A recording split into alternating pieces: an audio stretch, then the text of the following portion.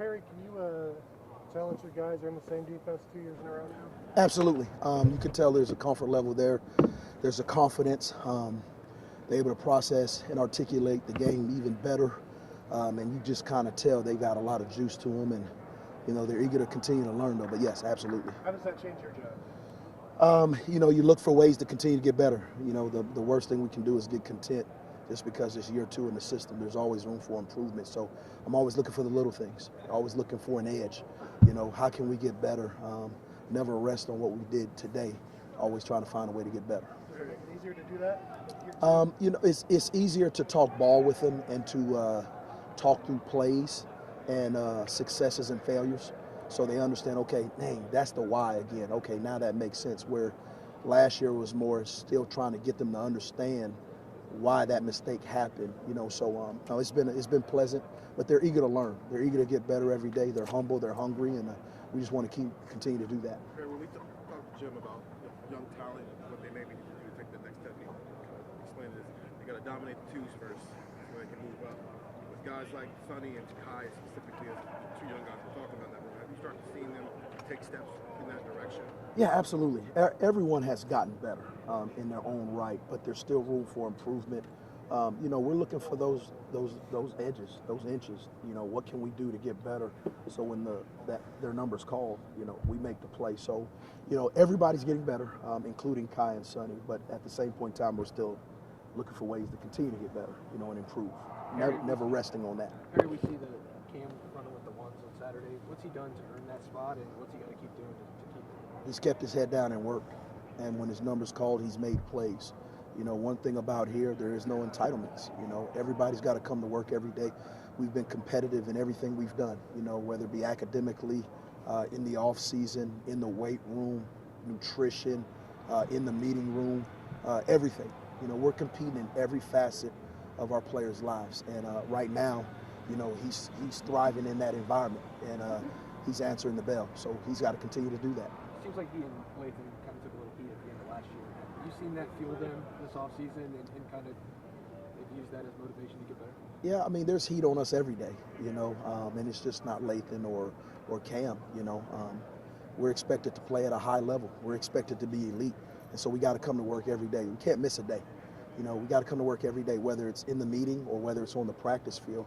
And that's the mindset from everybody, whether it be the safeties, the corners, everybody in the building, including myself. So that's the expectation, and that's what we expect every day. How's Jihad doing so far, Jihad Carter? He's doing well. I think when you make the transition from one school to The Ohio State, you notice instantly there's a difference, whether it be the competitive nature of how we go about our business or just in general, like, hey, these dudes go at it every day. And there's a reason why he wanted to be here. He wanted to be developed. He wanted to be even better than what he was at Syracuse. So he's come in, put his head down, no entitlements, no special attention. He just wants to get better each and every day, and I'm glad we have him. What were your conversations like with Josh Proctor before he made the decision to come back, obviously, this offseason? And what went into the decision to move him to the free safety spot after playing at the end of last year? We're always looking for ways to get better. And as I assessed, the situation with the safeties from last year to this year, I'm trying to find a way to what's going to make us the very best. What pieces do we need to put in place to make us the very best as a football team and as a defense? And so, I sat down with him. We talk as men, and I explained this is what I feel is best for us as a football team first. And then I think this is going to be best for you individually. There's 110% trust in the room, and that's where it starts. And so when we had that conversation, it was very easy because there's a real relationship, real trust, and real bond. Is Jihad a slot safety, or can you play the different spots? In our defense, they got to be able to play it all just because of the formations that we get from different offenses. So I don't pigeonhole them into one spot because they got to have enough ability to do more than one thing. So versatility is important. Obviously, when he was at Syracuse, he did that. So you see him moving around a little bit. So he has played the high safety at times, depending on the defense. He's played the slot, and he's played man, and he's been able to blitz. So the multiplicity of our defense for our safeties is critical in each and every position that we have. Harry, with Josh thing, how much of that is something maybe you see in Josh that might maximize him in that adjuster role versus maybe what you got from Lathan in that bandit role last season and maybe not You know, my job is to always assess the room, always look for improvement. You know, never rest on what we did. Yeah, we made great strides as a defense last year, but there's still room for improvement. So we're continually to assess, okay, our players as well as us as coaches, myself, you know, it starts with me. You know, what can I do better to put these young men in the position to excel, to help this football team, to help our defense, and to continue to get better and better. So it was just a matter of just evaluating what we have coming back and what's the best fit for young men to excel with their God-given ability. Harry, with Josh, what's it like having a 24-year-old guy in the room? I don't look at him like that, but yes, he just had a birthday last week. He's still a kid.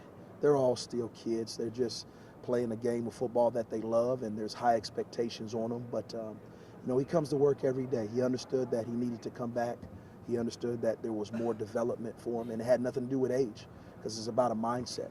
And so I'm glad he's back. I mean, he's worked his tail off, and you can see each and every day he's getting better and better, as we've done off-season workouts and in spring ball practice 7. He said he needs to just stay out of his own way.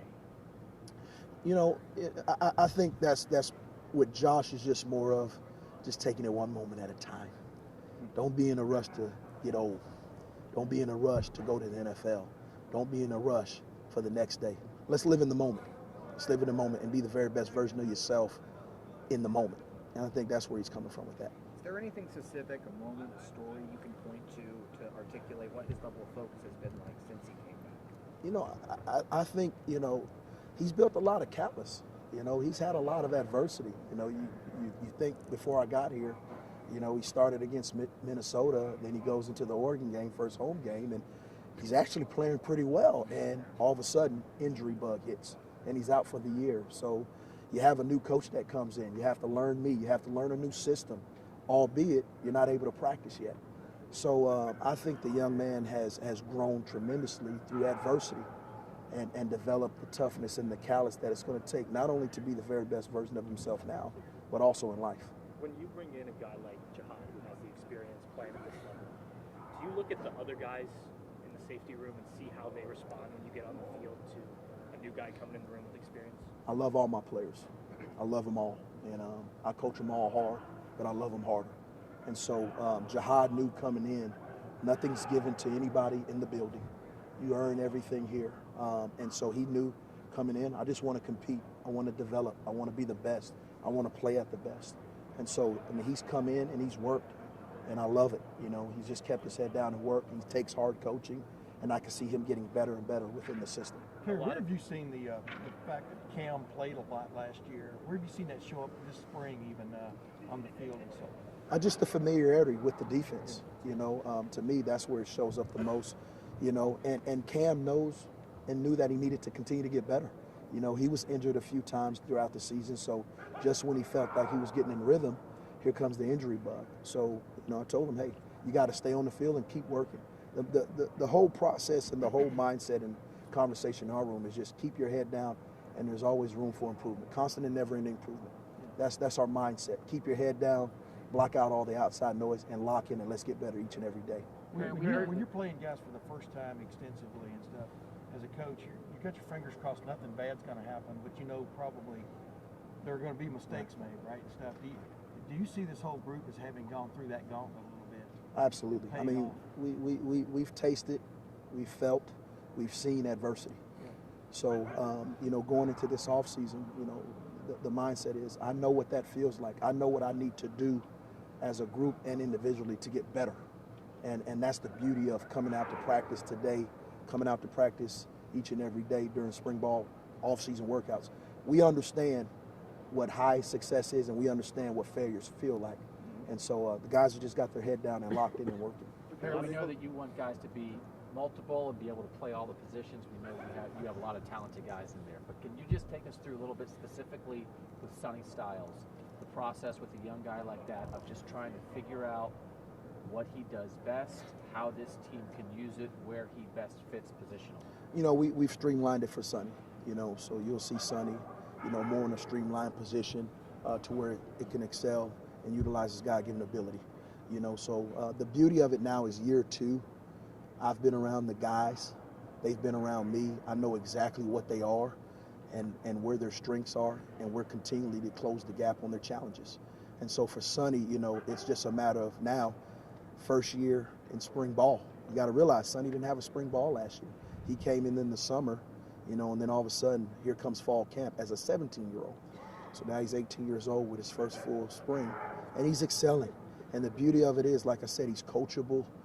He understands the game of football, and he's hungry to continue to get better each and every day. That nickel spot, you want to work with both, but when you're trying to evaluate who you want to put in that spot after having a year of it, what is more important, their responsibilities in the run game or their coverage ability? Both. You know, I mean, you can't have one without the other just because the offense can dictate, depending on a specific set, what that guy's job responsibility is and description is. So, you know, they got to be able to do both. It's not the easiest, but you don't come to Ohio State for easy. You come to Ohio State to be the very best, especially at BIA. So, you know, I'm pleased with where the guys are at so far, but obviously we still got room for improvement, and that's where the coaching, that's where the development comes in, and that's where the teaching comes in. We spent all last season marveling at Lathan coming back from that injury and being able to play at all, and he played at a high level for most of the year. But in hindsight, like maybe we glossed over the stuff that he missed, winter workouts, missed spring, and those reps. Now that he gets that, obviously it's going to make some difference. Where will it show up? It's making a huge difference, you know, because now he has a spring under his belt where last year he didn't have a spring. But the thing is, we don't make excuses, you know. We don't say, well, he didn't have that. If you're out there for the Buckeyes, the expectation is that you play at an elite level, and you go out there and make plays and execute the defense or the assignments that's asked of you. You mentioned streamlining Sonny's role. Is that building off of what he did in that Georgia game? Yeah, to a certain degree, absolutely, absolutely right. What do you think that role can look like? I mean, you know, it still remains to be seen, you know. I mean, we're kind of dabbling in some things, you know, and this kind of really and truthfully, we want him to be great at specific things instead of okay at a lot of things. So that's the conversation, what I mean by streamlining. So you won't see him in a lot of places. You'll see him pretty stationary in 1 to 2 spots. The buzz has been, yes, absolutely. The buzz has been he's got to get on the field somewhere. I mean, it seems like he's that kind of player. But what's the buzz like when y'all talk about him? I'm a truth teller. So, you know, I know his strengths, I know where he's challenged, and I know what we got to do to continue to get better. But he is definitely going to help this football team, you know, win games and execute at a high level. Barry, what do you see from Malik so far? Really, really good. You know, Malik has come in and he just worked. You see the talent that you saw when he was at Lakota West. He's extremely smart, high football IQ, very, very humble young man that has come in and he's shown flashes of what he can be. He's still learning the game of football as far as on the collegiate level. But I tell you what, I've been pleased with what I've seen so much. He finally, when he was at Lakota West, he played a lot bigger than he was. You guys have had pads on now for a week or so. Do you see that showing up already? He still does. He still does. So, so we're constantly on him about nutrition, and Coach Mick and the staff are on him in the weight room, and he's thriving. He's thriving, and I've been really, really pleased with his maturity and his growth to this point. A lot of the guys have talked about being year 2 of the defense. You've mentioned familiarity a couple times. Does that apply to the coaches too? You guys are now together for a second year. You know what Jim wants out of the defense. Is it more of a cohesive unit than maybe this time? Absolutely. You know, absolutely. You come in and you're installing a new defense, and then obviously you're getting to know each other too and work with each other, and then obviously you got new players. So there's a lot of dynamics that play a part in, you know, first year. But now, absolutely. I mean, there's so much flow. Not saying there wasn't any last year, but it's just a different flow and a different vibe, and it's a lot of smoother transition coming into this spring. And like I said, we know what our players are capable of doing, and now we can really, really hone in and put them in those spots and places for them to excel.